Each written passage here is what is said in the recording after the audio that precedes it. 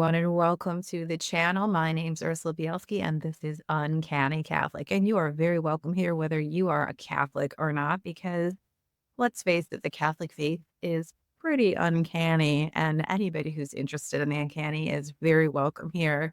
Today, we are looking at one of the most mysterious, controversial, and exciting topics in the world of ghosts and hauntings because we're looking at one of the most famous ghosts on Earth and one of the most famous ghost photographs ever taken. And of course, I'm talking about the Brown Lady of Raynham Hall. And the story and this photo take place in Norfolk, England. That's in the north of England at Raynham Hall, which has been the seat of the Townsend family for hundreds of years. So today we're going to look at this story. It's been so influential, this photograph, on so many people. I don't know about you old timers like me that grew up in the 1970s. Seeing this photograph in a library book when I was a kid, that I was off into the world of the supernatural. I was so terrified by this photograph, as I know so many others have been, that I was determined to find out more about the supernatural world. And so, yeah, this photograph has been very influential on a lot of people. And I really credit seeing that photo and the events in my own house with getting me interested in my lifelong work in the paranormal. I'm actually going to be talking about my own house later because it's connected to the story, believe it or not. Now, there's a generally accepted story about how the famed photograph of the Brown Lady was taken at Raynham Hall, and they say that in the fall of 1936, Captain Hubert C. Provand, a London photographer for Country Life magazine, and his assistant, who was a man named Indra Shira, traveled to Norfolk to conduct a photo shoot at Rayhnam Hall for the magazine's upcoming December issue. So the story is that they were given an assignment to go out and do like a photo spread of this country estate, right? Rayhnam Hall. The pair had been photographing the hall's main staircase during the shoot, and they were resetting the tripod frequently to change the lighting effects throughout the day. So while setting up for one of these shots, Shira would later claim that he saw with his own eyes what he described as, quote, a vapory figure gradually adopting the look of a woman, unquote. So he claimed that he actually saw this figure coming down the staircase. It wasn't a case of such as the famous Madonna of Bachelor's Grove photo here in the Chicago area, the woman on the tombstone. The person who took that, Judy Hoff, she said she didn't see anything. She just felt compelled to take a photograph. That was not the case here, where Mr. Shira said he actually saw this figure coming down the stairs, which is behind why he took the photo.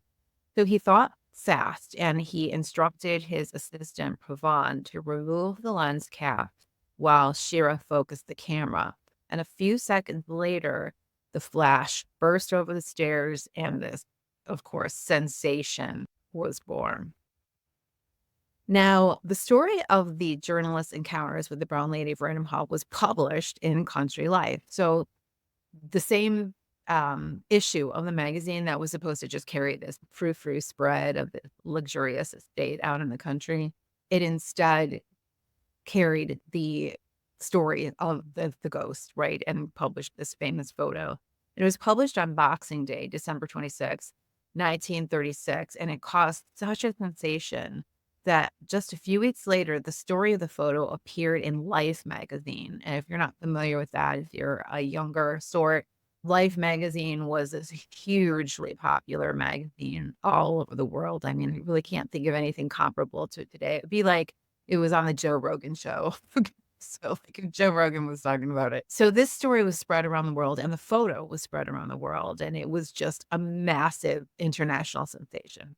But, nobody really looked into this for many years of the story behind the story of how this happened. We just all accepted it at face value. But later on, much later, researchers have looked into it and found out that all was not as we have thought all of these years about how this photograph was taken. And even the situation at Raynham Hall, that it was just this innocent, photo shoot where nobody was interested in ghosts and it just happened, right? So let's look at the story of the Brown Lady's appearances first throughout the years before we talk about the photo. It was a woman named Lucia Stone who first started to spread this story that a ghost had been seen at Raynham Hall.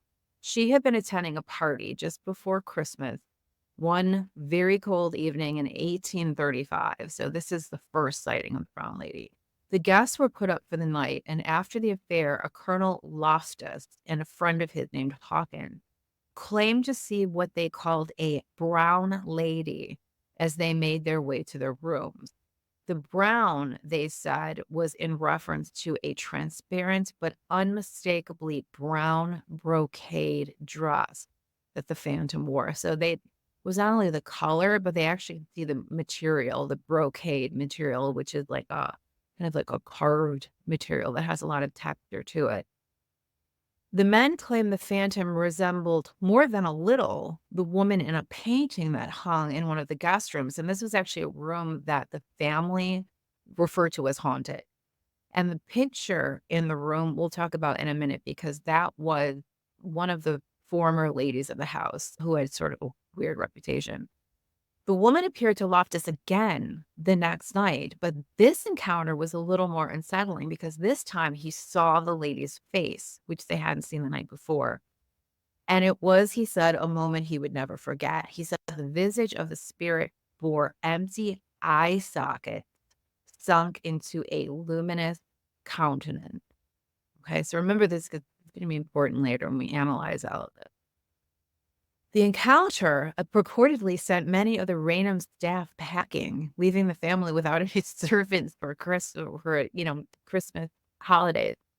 So, and they had all these guests in the house, and all the servants just walked out the door, which I find kind of funny, but I digress. Then, in 1836, this is just the next year, Captain Frederick Marryat, a friend of Charles Dickens, and the author of several best-selling maritime novels himself claimed to have seen the Brown Lady sometime after this first episode. This later encounter was also no accident. We're told that Marryat actually went to Rayhnam Hall to establish his own claim that the paranormal activity was being manufactured by a gang of smugglers hoping to scare victims away from the area. Okay. So Captain Marryat goes there thinking that there's a smuggling ring going on and that they're staging paranormal activity to get people away from the house, kind of like, Matt Brady Bunch episode. He was wrong. The captain's daughter, Florence Marryat, wrote many years later about what her father had experienced that night at Raynham Hall, which became a very famous story within their family. He had gone out late one night that he was staying there with two other guests with two other men, including one of the cousins, the family cousin, who had received a new hunting rifle in the post from London that day, and he wanted to test it out. So they got dressed and they went out late at night, and when they came back and went up to bed, they saw this apparition in the hallway. Captain Marryat actually ended up shooting this apparition in the face, after the apparition, quote, grinned at him in a cruel and diabolical fashion, end quote. Okay. So this apparition in the hallway gives him this death stare and he shoots it in the face. And she later went on to describe how the bullet traveled all the way down the hallway and I think went through the window or lodged in the door or something like that. But the bullet went right through this thing and traveled all the way down the hallway. The Brown Lady was actually seen by Lady Townsend herself in 1926, and then later by her son and his friend. And we'll talk about this was Gladys Townsend, who actually didn't live in Raynham Hall until her husband, the Viscount, died in 1921. So this is she and her son, their son George, who was only 5 when the father died in 1921. So she and her young son are living there in 1926 when she sees the Brown Lady herself, and then her little boy and his son also see the Brown Lady. They said that they glimpsed the ghost on this now famous staircase.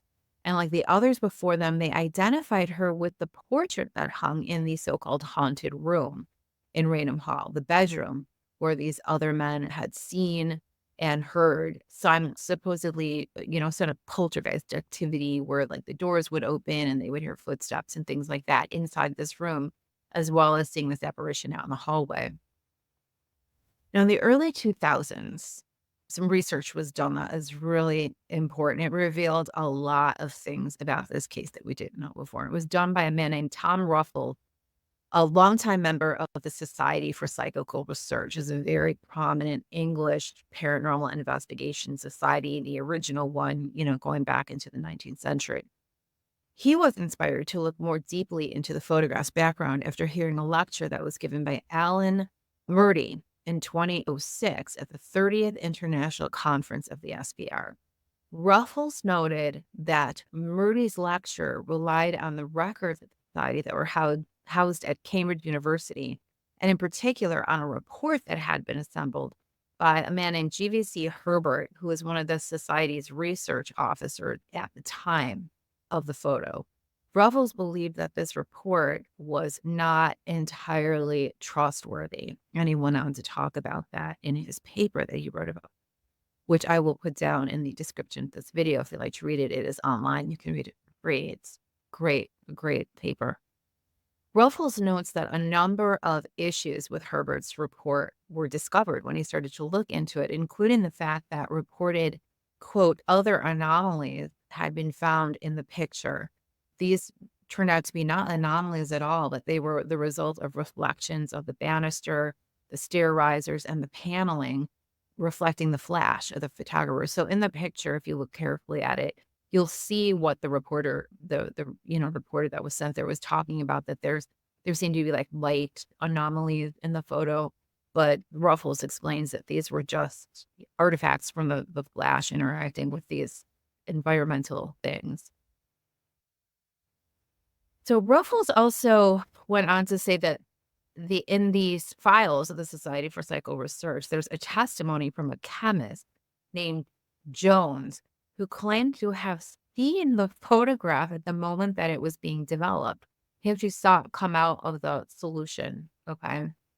And he swore that the figure was there on the image at the time. So this is, quite amazing. This is a firsthand testimony that Ruffles finds in these files, and it's pretty, hard to discount, but Ruffles also had issues with this. Anyway, Jones had told Herbert, this original investigator, quote, I saw the negative of the staircase at Rayhnam Hall in the bath in your dark room immediately after it had been taken by Captain Provon from the developing fluid, right? He said, I am satisfied that the ethereal figure on the staircase was there when the film was being fixed. Now, Ruffles found it suspicious that a chemist just happened to be in the dark room of these two photographers when they were developing this controversial photograph that he later testified about, right? But the reporters themselves had actually addressed this, possible issue when they wrote the Country Life article. They said that when they saw the image developing and the figure coming into view in the picture, they ran downstairs in the building where they worked to get Jones, whose office was underneath them. So, I mean, I don't know if they guessed they were friends, or maybe I guess they were probably friends and they were excited about it. So they went on to get a colleague that worked at the same building to say like, hey, you got to check this out. So that's the story. Ruffles, though, suspects that the photograph that Jones saw may have actually been a fake and not the original photograph that they took. So Jones was part of setup, right? So they take the photograph, fake photo, probably with some kind of overlay kind of thing, which we'll talk about. And then they put it in the developer and they call their friend up, to show him the ghost photo. So what cannot be disputed, even though there was all this controversy around the photograph, is that the reporters had not been sent to Rayhnam Hall to photograph an article for Country Life. Okay, this is the story, that they were sent by Country Life to do this photo shoot. In fact, this pair of reporters or photojournalists had gone there ghost hunting. Shocking, right? I was shocked. So Ruffles found that, quote, as to why they were in the house, they were neither on a commission from Country Life nor working for the Lady Townsend. Ruffles goes on to quote Nandor Fedor, the famous Fortean researcher who also investigated this case after it came out. And according to Fedor, Lady Townsend said that Indra Shira, the one of the photographers, particularly wanted to photograph the ghost. He wanted to sit up at night, end quote. So he wanted to do what ghost hunters do, right? To do an overnight investigation, lockdown in the house. He came there specifically because he wanted to try and see the ghost. Crazy. So Fedora shared Lady Townsend's admission that she knew of Shira's desire to see the most notorious resident ghost, but she told Fedora, quote, "I would not have him here for that purpose, but I allowed him and Captain Provand to come on a day when I had the whole Archaeological Society of Norfolk staying on the ground." So Lady Townsend knew that Shira wanted to come to Raynham Hall and look for the ghost, but she wouldn't let him come and like do a vigil, ghost hunting vigil overnight. But she did let them come as part of this other group that she was having to stay for the weekend or the week or whatever it was. And Lady Townsend goes on to say that Indra Shira's wife was a psychic medium. So she was going all through the house, going like, "Oh, I feel this the here, and I see the spirit there." So the photographer not only came on a ghost hunt, but he brought his psychic wife with him. In the later article in Country Life, Shira claimed that he was not interested in psychic phenomena. But that, of course, was an outright lie, as Ruffles found out later. So, of course, he just destroys his own credibility with everything else by claiming he had no interest in ghosts when he specifically went to Rayhnam Hall to look for ghosts. Robles goes on to suggest that the image may have been made using a statue of the Virgin Mary, uncanny conflict, perhaps to exploit Lady Townsend's well-known devout religious faith and practice. In fact, Ruffles reveals Lady Townsend had a private chapel under the very staircase that this Brown Lady of Raynham Hall apparition was photographed on. In a letter to Nander Fedor, Lady Townsend, oh, I'm sorry, Indra Shira posited that, quote, "certain experts think it is the Madonna." Okay, so the photographer is suggesting to Fedor that other people that have seen the photo have commented that it looks like the Madonna. And then you have Lady Townsend apparently agreeing with that it's the Virgin Mary. And she says she refers to the photograph as a photograph of what she calls that beautiful apparition. We know that apparition is not a beautiful apparition, right? Because we know those earlier stories of the empty eye sockets and the glaring, the glaring, glaring face, right? That Captain Mary shot at. So this is pretty weird, right?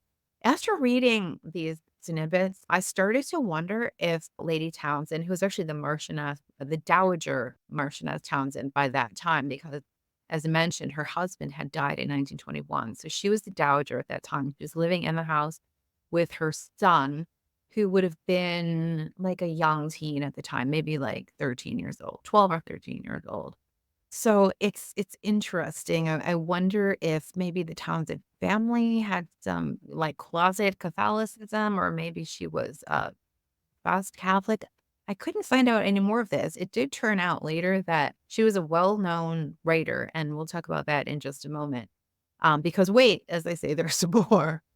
A little more digging revealed that more than a bit astoundingly, Lady Townsend was more than a little ghost crazy herself. So she was painted, all through the generation before this, right? And the photograph was taken as, no interest in ghosts. She's just this unassuming, lady of the house living in this old manor house in England, going about her business, tending to her roses and having charity luncheons, and had no interest in this. And then all of a sudden, lo and behold, these people take this crazy picture. But it turns out that the year before the photograph was taken, the Dowager Marchioness Townsend wrote a book on true ghosts. She wrote a book called True Ghost Stories, in which the ghost of Raynham Hall figures prominently. So she actually wrote about the Brown Lady of Raynham Hall in a book that she published in 1935. It gets curiouser and curiouser. As I mentioned, the Marchioness Townsend did not even live in Raynham Hall with her husband while he was alive. They were too broke to live there, believe it or not. It had been the seat of the Townsend family for a long time, originally constructed in the early 1600s, and it was expanded a century later by a very famous English architect, William Kent, under the direction of Charles Townsend, who was the second Viscount. And he was also the leader of the House of Lords at the time that he constructed the Raynham Hall. But by the end of the 19th century, Raynham had fallen on hard times because there had been a major agricultural depression, and the owners for a couple generations were very spendy also. So they really kind of decimated the estate. And so in 1899, the sixth Marquess Townsend, John, inherited an estate that was bankrupt, and so he sold off the family's art collection, which was very famous. They had this very extensive art collection. He rented out the hall, and he tried to find a rich wife so he could get back in there, right? And he did. He married a woman named Gladys Suthurst, and she was the daughter of a successful English lawyer. She was also a screenwriter. Like, she wrote scripts for Hollywood, early Hollywood films. Kinda crazy, right? Along with her true ghost stories. And so she was very well known for that, and there was a lot of scandal in the family too. There was talk that the marriage was funded, and it was all very weird. I guess it's not too weird for England, but anyway. It wasn't until after the Marquess's death in 1921 that the Townsend family actually got to return to the family seat at Raynham Hall, and so now it was up to the Dowager Marchioness to restore Raynham. You know, she was fascinated by the stories of the Brown Lady of Raynham Hall. We have to remember that this was the heyday of spiritualism. You know, the spiritualist movement had started in 1848. It had exploded during the American Civil War, the European Civil Wars in the 19th century, and into, of course, the First World War. I mean, people were just obsessed with attempting to communicate with their dead loved ones, including the many soldiers that had been lost in these terrible wars. And so she was, you know, very much a woman of the time. She said in her own book that she very much believed in ghosts. She totally embraced the ghost that was reported to be in her own house, Raynham Hall. And so these are all things that we really have to take into account. Now, about the photo. It's hardly surprising that this stunning photograph of Raynham Hall's Brown Lady should have attracted supernatural scrutiny from the very beginning. And in fact, one of the first to delve into the question of the photograph's authenticity was the famed English investigator Harry Price, one of the first ghost hunters. After interviewing the two reporters, Pravon and Shira, Price stated, quote, "I have to admit right off the bat that you have amazed me. Mr. Indra Shira saw the ghost coming down the stairs at the exact moment Captain Pravon's head was hidden by the black fabric." This was a fabric that was over the camera, you know, these old, you see the old photographs being taken, the photographer had the fabric over his, right? Hidden by the black fabric. With a cry, the flashbulb's cap was blown off, and the results we see were now captured. Their story stuck with me, and I knew it was wrong of me to doubt what they said. If the ghost is phony, then only the two men could have worked together to create it. Agreed, right? But he said clearly that there was no way these two men would have faked this. He said their characters and their careers forbade such an idea. And this is what everybody was saying, that these men were of unimpeachable character and that they also had their careers to think of, so they would never have faked something like. But of course, we all know that neither of these things prevents people from hoaxing. And others at the time were not so kind either. Some skeptics ventured that Shira or Pravon had created the ghost in the picture by smudging oil, butter, or some other greasy substance on the lens of the camera, or that a light leak or a double exposure had resulted in the image. Joe Nickel, you probably know his name if you're into the paranormal because he's one of the most well-known, professional skeptics of the modern era. And he closely examined the photograph and decided that, in fact, it was a double exposure that was behind the image. There was another pair of investigators, John Farley and Simon Welfare, who noted that, quote, a patch of reflected light at the top of the right hand banister appears twice, a pale line above each stair tread, indicating that one photo has been superimposed over the other, end quote. Now, pardon me, as is usually the case in these kinds of situations, let me just take a sip of delicious coffee. Excuse me, thank you. Magicians also stepped in to prove the whole thing was fake by attempting to recreate it, right? We see this all through the history of the modern history of the paranormal, where magicians recreate something that happened, whether it's a photograph or an object moving or an apparition or something, and thereby they say that they have proved it to be fake. Well, we know that's not true either. Just because you can recreate something doesn't mean that the original event or was a fake. But at any rate, to this end, to prove it wrong by recreating it, magician Sean Booth and his colleague Ron Wilson tried to recreate the photograph. And so Booth had Wilson drape a sheet over his head, and then he proceeded to descend the main staircase of Hollywood's Magic Castle. The results was interesting, but it wasn't really similar to and definitely more pronounced than this original brown lady photograph, as you can see. So I took all this in and then I was thinking, what was going on in the situation? Let me think about this. And let me also think about this from, a Catholic perspective. I think we really need to, first of all, set aside the photograph. Will we ever know if this was hoaxed or not? Maybe, maybe not. And I don't think that's the real issue. I think the real issue is what was going on with the brown lady apparition itself. What was the thing, if anything, that was in Raynham Hall? And so, of course, the first thing we always do is say, like, well, maybe it was a hoax. Maybe it was imagination. Maybe it was wishful thinking. And so we accept that and we set that aside. And then we look at the fun stuff like, well, if it was real, let's assume that these apparitions did happen. People did see this. What was it? So there's a number of possibilities that I considered.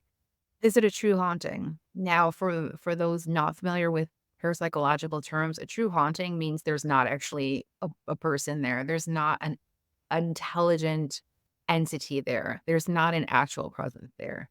A haunting, a true haunting, is actually residual. So it's an impression made on the environment by someone when they were living. Usually we equate it with some great outpouring of emotion, such as in like a murder or a violent death, where there's a great outpouring of emotion or energy. But it can be a good event too, that leads to a haunting. But most typically, of course, it's connected to some horrible, terrible thing that happened. So that's definitely a possibility. And we look at that possibility as a very strong one because of the circumstances surrounding the brown lady of Raynham Hall herself. Now, that famous portrait in that haunted room at Raynham Hall was a portrait of Lady Dorothy Walpole, who was one of the earlier ladies Townsend. And her marriage was very controversial because her husband found out that she was having an affair.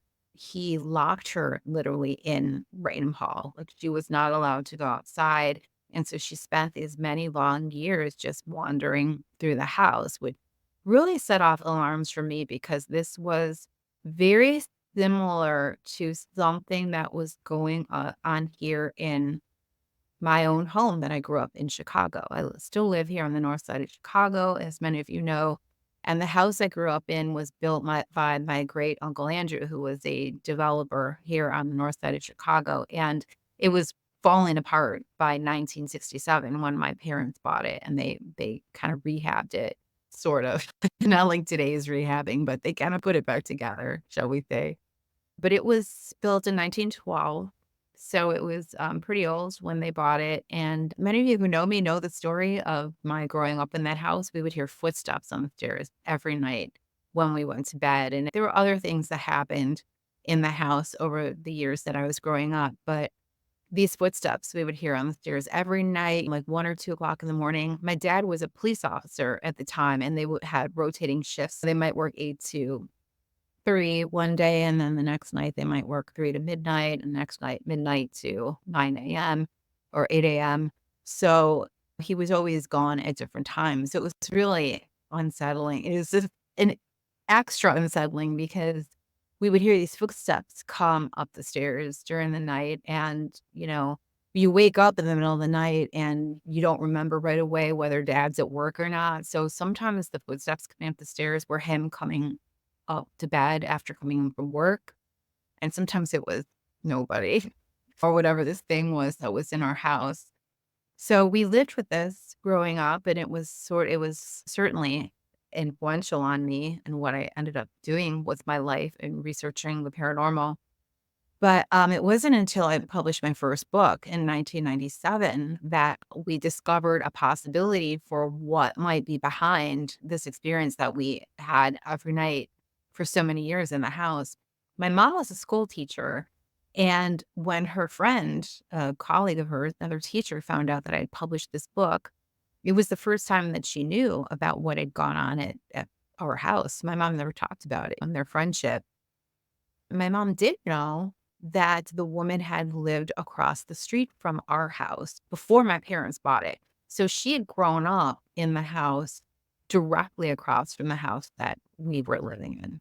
But she was gone by the time we moved in. So when I was a kid, St. Benedict Parish is across the street.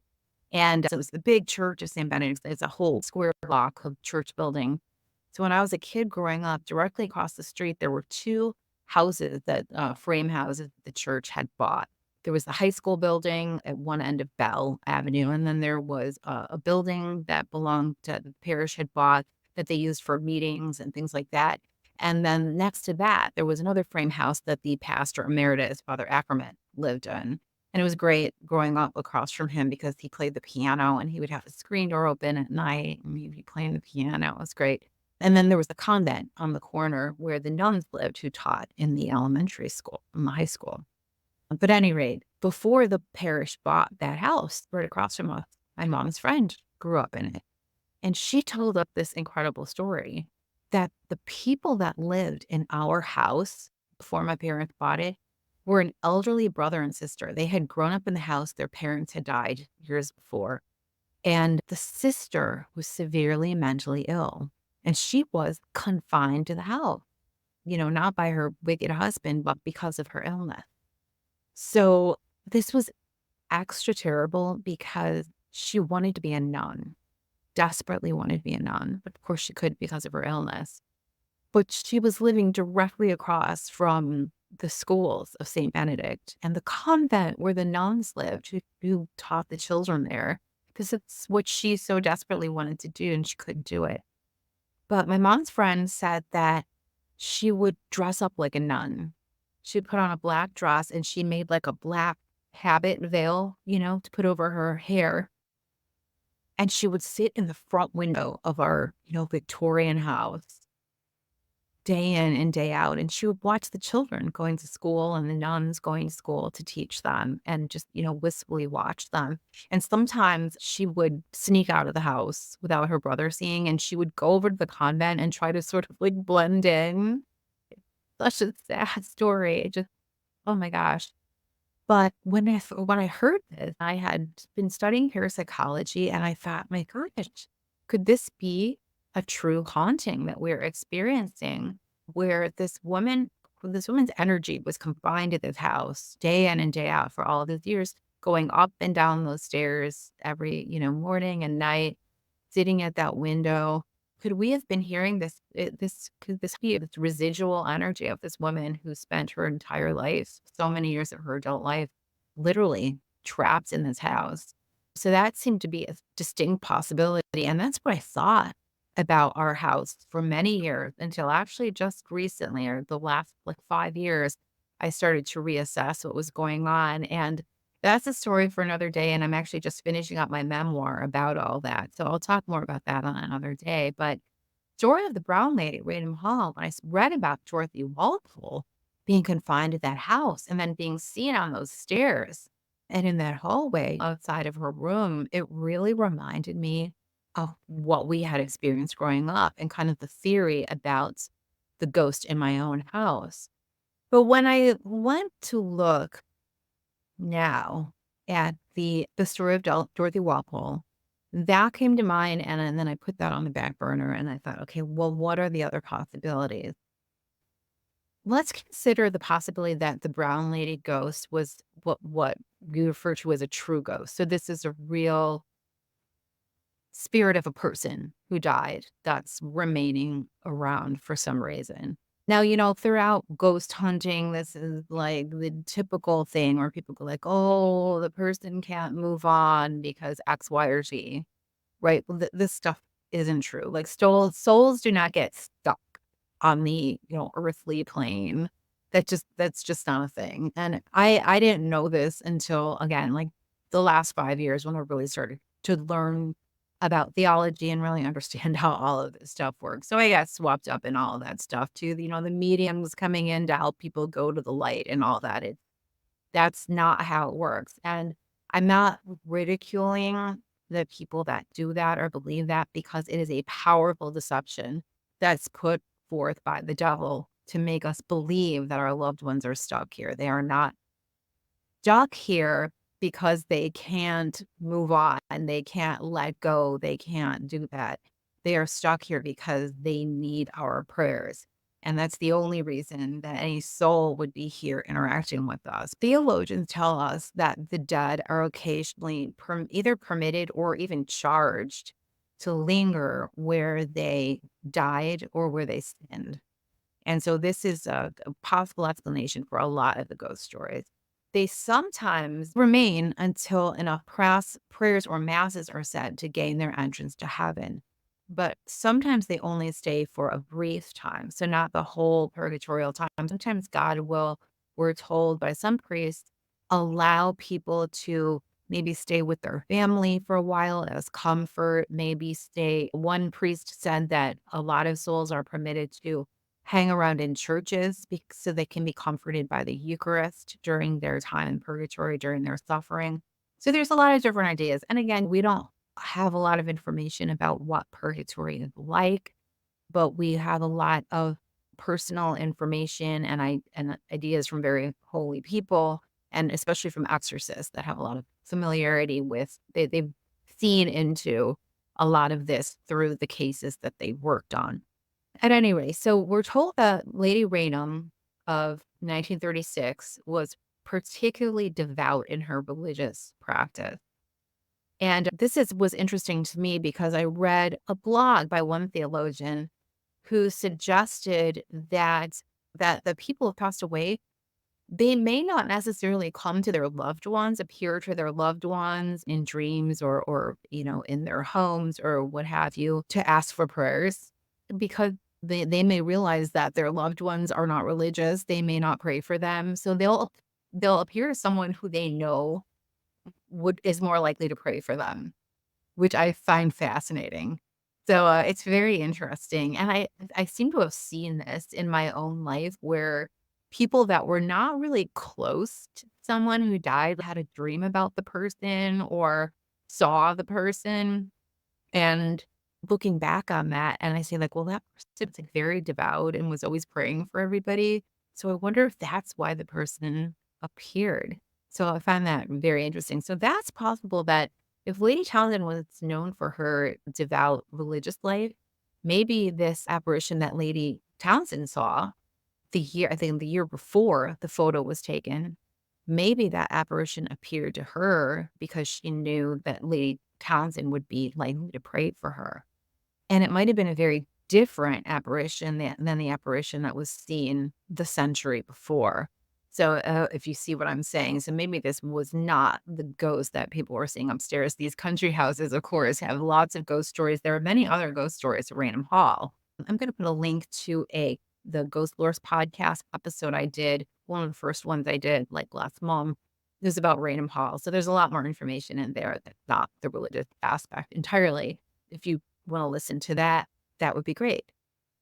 But so that's the other possibility. Was the brown lady of Raynham Hall a true ghost that appeared because she knew that Lady Raynham might pray for her? So that's a possibility. The other possibility, of course, is that this was Dorothy Walpole, the ghost of Dorothy Walpole. And that's definitely possible. I mean, we know that she was having an affair, and we don't know if she was penitent about that, if she was sorry. She was probably, I would imagine, really mad, just really mad that she was locked up in the house. But we don't know. We don't really know, but we do know that she died there.